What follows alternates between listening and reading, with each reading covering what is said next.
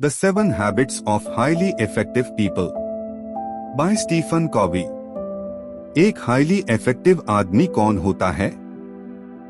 एक highly effective इंसान वो होता है जिसका कैरेक्टर बहुत अच्छा हो, जिसका पर्सन स्किल बेहतरीन हो। क्या आपकी कभी अपनी किसी रिलेशन या किसी से बहुत झगड़ा हुई है? किसी से अनबन रह गई है? किसी को बदलने से पहले खुद आपको खुद को बदलना पड़ता है।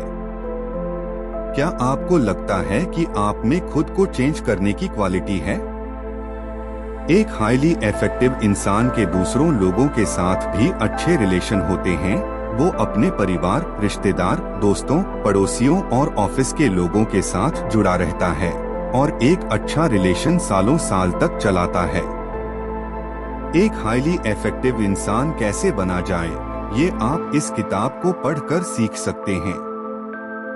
इस किताब में स्टीफन कोवे ने वो सारे प्रिंसिपल्स शेयर किए हैं जो हमें इफेक्टिव बनने में मदद कर सकते हैं। अगर आप एक बॉस हैं, जो इस किताब में आपको ऐसे टिप्स मिलेंगे जिससे आप और भी अच्छे लीडर बन पाएंगे। जब आपका कैरेक्टर अच्छा हो तो लोग भी आपके नजदीक बढ़ाना चाहते हैं। इसलिए तो the 7 habits of highly effective people एक इंटरनेशनल बेस्ट सेलर है। ये किताब कैरेक्टर इंप्रूव करने में बहुत हेल्प करती है। इस किताब को पढ़कर हम ये भी सीखेंगे कि दोस्त कैसे बनाए जाएं।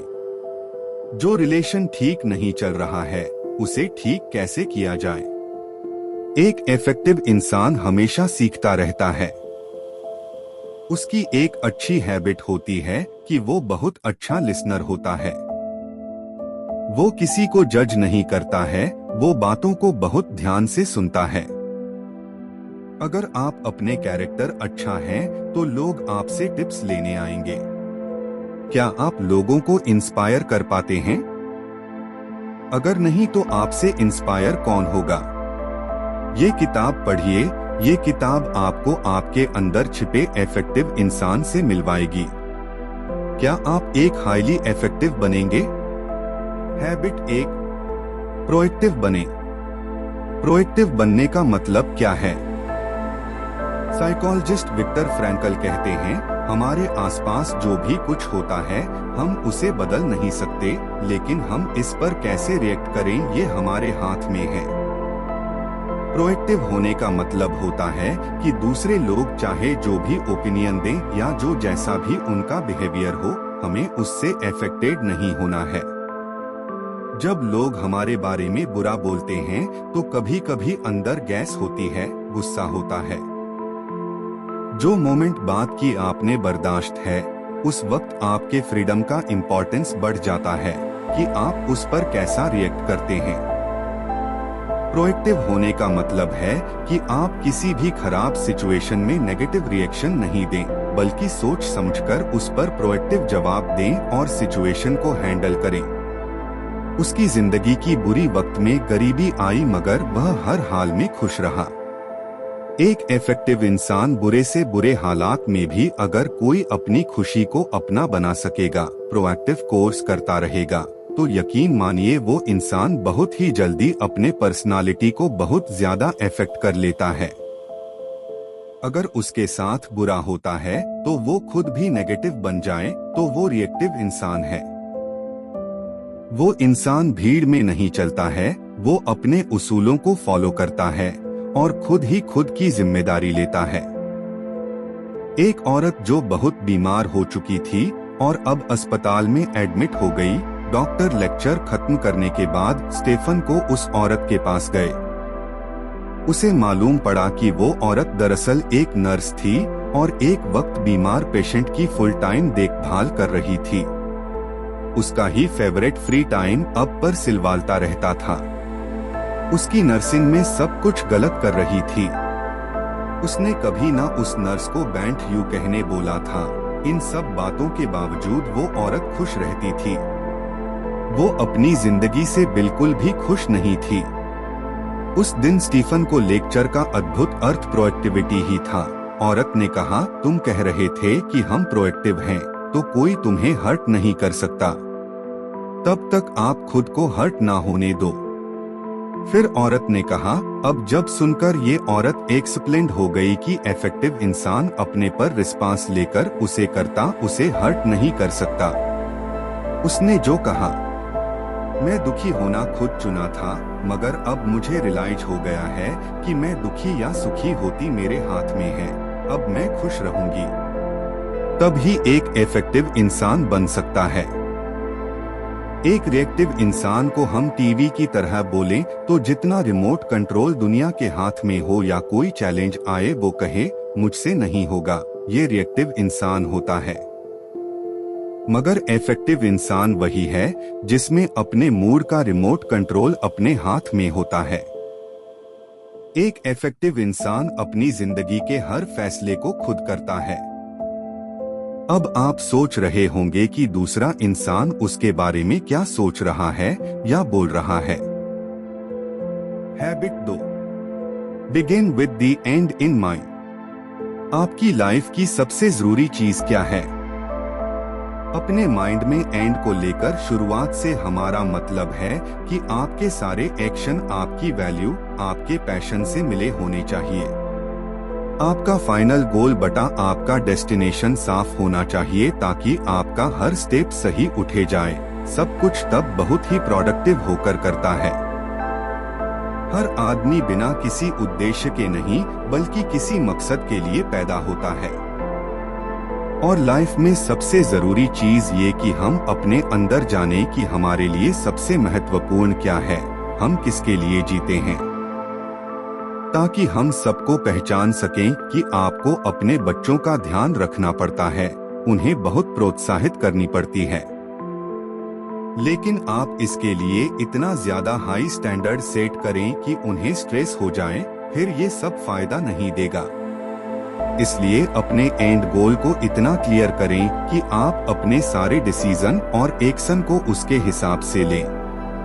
आपकी बात और आपके एक्शन में उसके लिए प्यार झलकना चाहिए। और आपका यही बिहेवियर आपके पार्टनर और उन बाकी लोगों के साथ भी होना चाहिए जो आपकी लाइफ में बहुत मायने रखते हैं।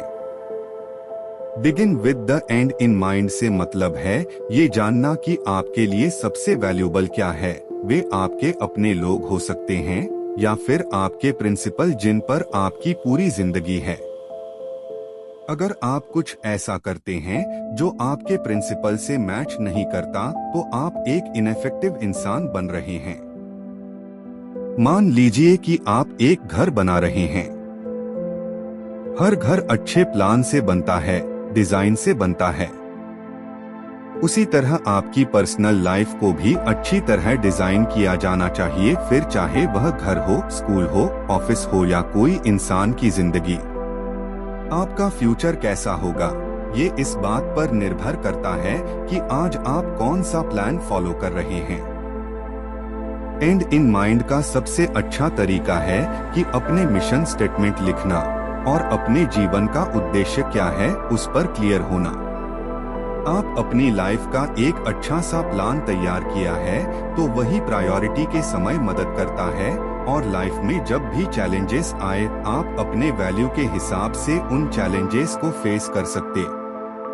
हैबिट 3, सबसे पहले जरूरी चीजें करें। सबसे पहले जरूरी कामों को करने का मतलब सिर्फ टाइम मैनेजमेंट से नहीं है, ये लाइफ मैनेजमेंट भी है। इंसान होने के नाते हम सब बेहद अमूल्य होते हैं और यही चीज हमें बाकी जीवों से सुपीरियर बनाती है, क्योंकि सिर्फ हम इंसान ही खुद को ऑब्जर्व कर सकते हैं, खुद को एनालाइज कर सकते हैं कि हम कहाँ गलत कर रहे हैं और उसे ठीक कर सकते हैं। हम सभी कुछ अच्छा करना चाहते हैं तो इसके लिए जरूरी है कि हम सही काम करें। स्टीफन कोवी कहते हैं कि सबसे जरूरी चीज है कि सबसे जरूरी चीज को सबसे जरूरी समय पर करें ताकि उस पर ध्यान देकर हम सभी की लाइफ को बढ़िया बना सके। अगर आप सबसे जरूरी कामों को समय पर नहीं कर पाते हैं तो उन टास्क को ना कीजिए जो आपकी प्रायोरिटी का हिस्सा नहीं है। एग्जाम्पल के लिए सैंडी को एक कम्युनिटी प्रोजेक्ट का चेयरमैन बनने को बोला गया, मगर उसके पास पहले से ही इम्पोर्टेंट टास्क थे, मगर प्रेशर में आकर उसने वो काम ले लिया। सैंडी ने अपने पर्सनल गोल को पूछा कि क्या वो काम उसके मिशन और प्रायोरिटी का हिस्सा है। फिर वो बात सुनकर उन्होंने कहा, सॉरी सैंडी, वो प्रोएक्टिव मैनेजर बन गया है। मगर कुछ लोग प्लानिंग करते हैं मगर एक्शन नहीं लेते, मगर सैंडी ने तुरंत इस इनविटेशन को ही प्रायोरिटीज कर लिया। उसके बाद सैंडी ने भी ऐसा सोचा नहीं कि किया। उसी से उसने ये सीखा कि वो जो भी प्लानिंग कर रहा है उसे अपने मिशन और प्रायोरिटी के हिसाब से सही ढंग से फॉलो करना है। ये सब उसने इफेक्टिवनेस के लिए शुरू किया था और अब उसके पास क्लियर आइडिया था कि क्या करना है, और इसीलिए उसने उस प्रोजेक्ट को मना कर दिया। ये तभी संभव है जब आप सबसे जरूरी प्रायोरिटी वाले दिन और टाइम में अच्छे से प्लान करें, ताकि बाकी सारे छोटे मोटे कामों को बाद में भी आसानी से निपटा सकें। फिर चाहे वो घर के हों या ऑफिस के।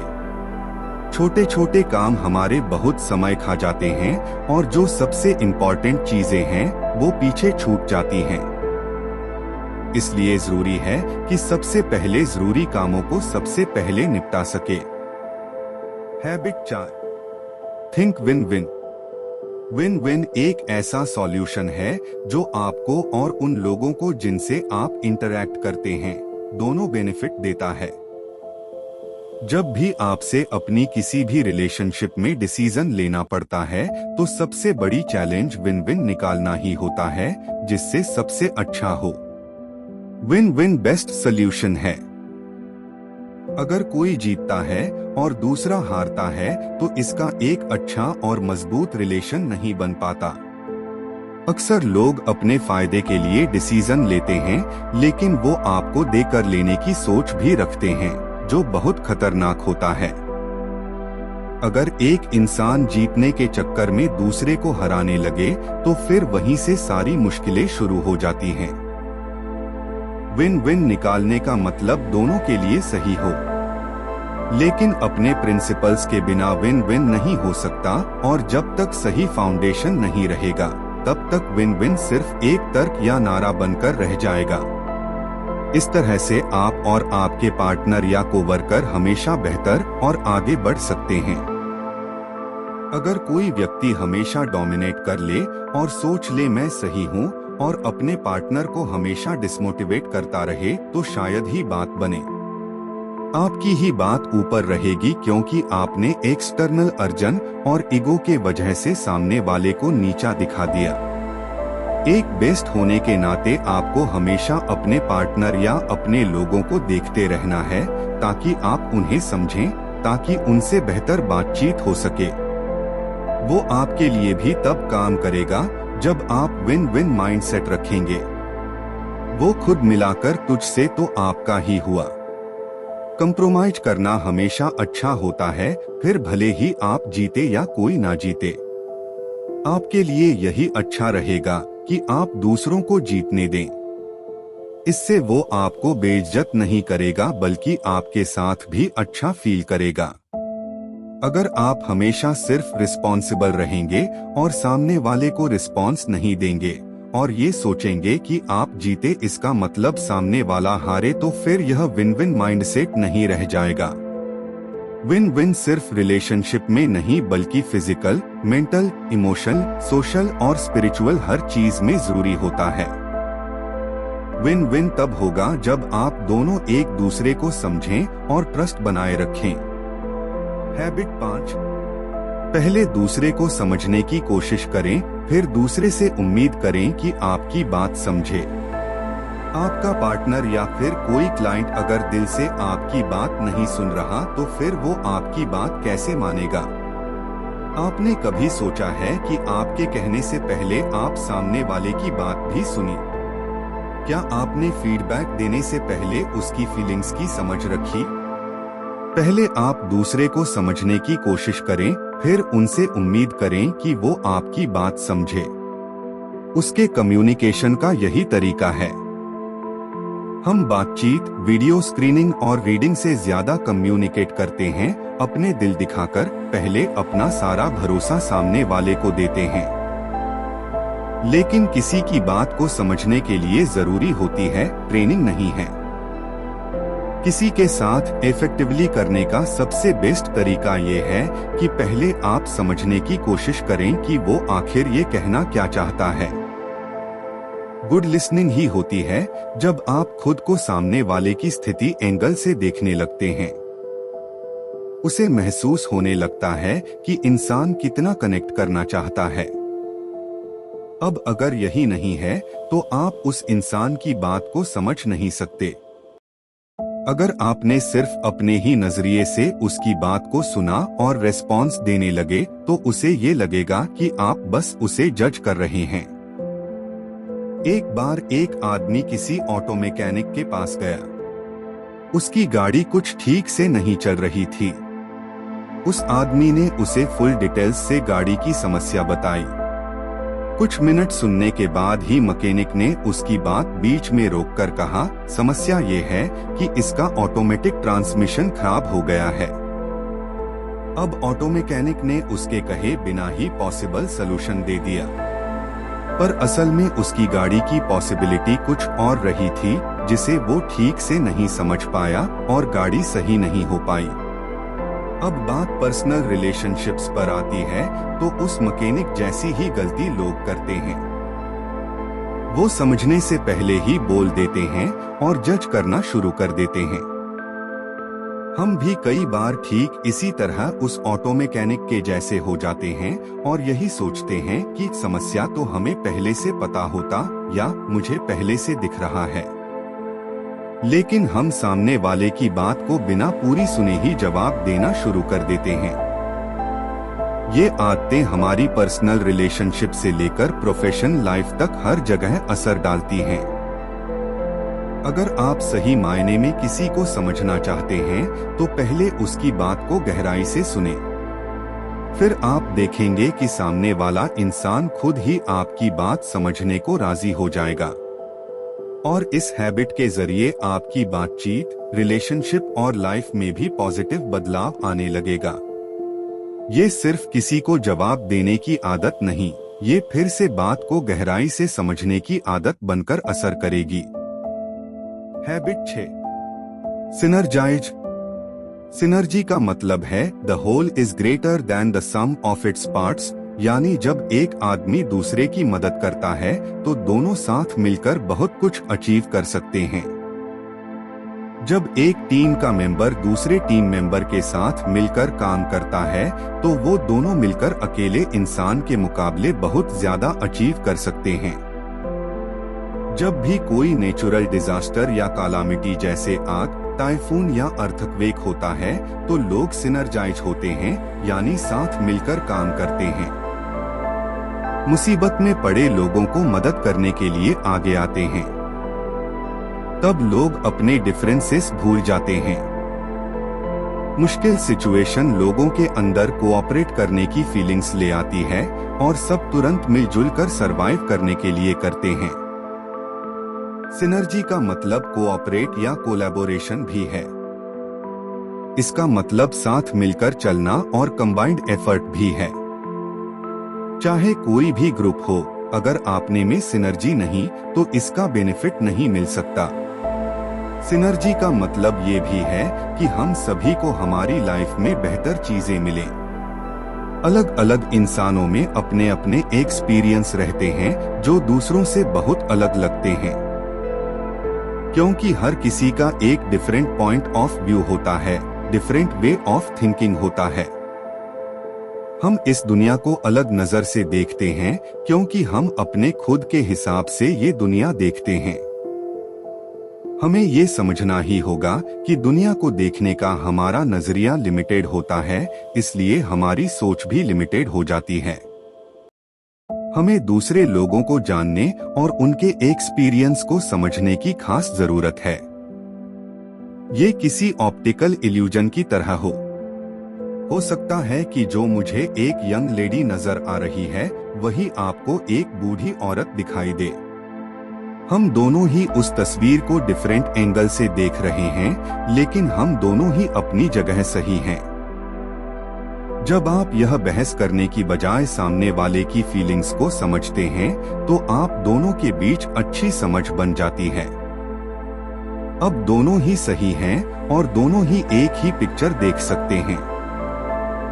सिनर्जी का मतलब है कोऑपरेशन। इसका मतलब है अपने डिफरेंसेस को एक्सेप्ट करना और एक दूसरे के विचारों की कदर करना। ये कभी साबित करने की कोशिश न करे कि बस आप सही हैं और दूसरा बंदा गलत है। उस इंसान के नजरिए से भी समझने की कोशिश करें। इससे आपकी नॉलेज ही बढ़ेगी और कोई नुकसान नहीं होगा। बहसबाजी करने से बेहतर और भी कई अल्टरनेट हैं।